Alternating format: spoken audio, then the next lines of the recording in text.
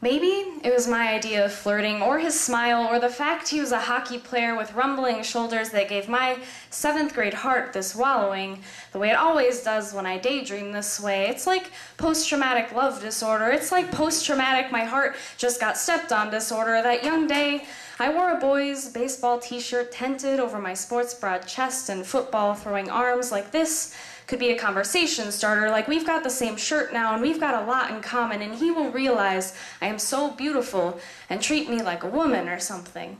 These hopes failed to prepare me for the steep curb of words, for the slam, sting, slap to the eardrum, the word lesbian, dyke, this girl can't like me, she wears boys' clothes and has a soft mouth and concave back.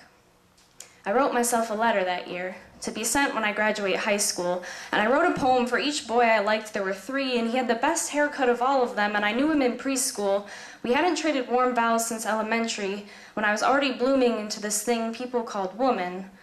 Boy didn't know when to stop running that mouth of his, how he meant for me to splay, the way he thought he knew my body, the hot flush of his neck, and the way his cheeks got angry.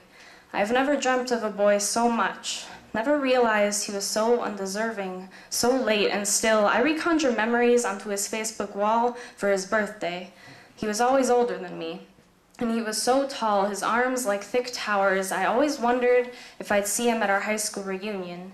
He'll be there, and I'll be wearing some liquid dress and makeup, and we won't be wearing the same overpriced shirt on the same day, and still won't have any classes together, and he will see the rolling cursive of my body and think I am so beautiful and treat me like a woman or something, and I won't know what to do with that gift. Still wondering why these boys are dreamt of. Last week, some guy asked my friend if I was DTF, down to fuck, and I'm down to talk, get to know you, and maybe have a mug of hot chocolate at the cafe under the parking structure and play tag along your lips. But there is always something that won't happen. Some boy that will tell you you're not what you think you are. No, boy, she is not beautiful. I don't like words that men have undone the buttons of. It's funny how women become such toss-around adjectives, such objects, and some things are too fragile to love or too fragile to fuck, and some people just break so easily. I've been told it's what waves do, breaking, what I should avoid, but now I'm going and leaving. Oh, Sarah, you walk past these state lines to somewhere, anywhere, and you don't ever look back, not for anyone, any man, no one who's ever kissed you hard.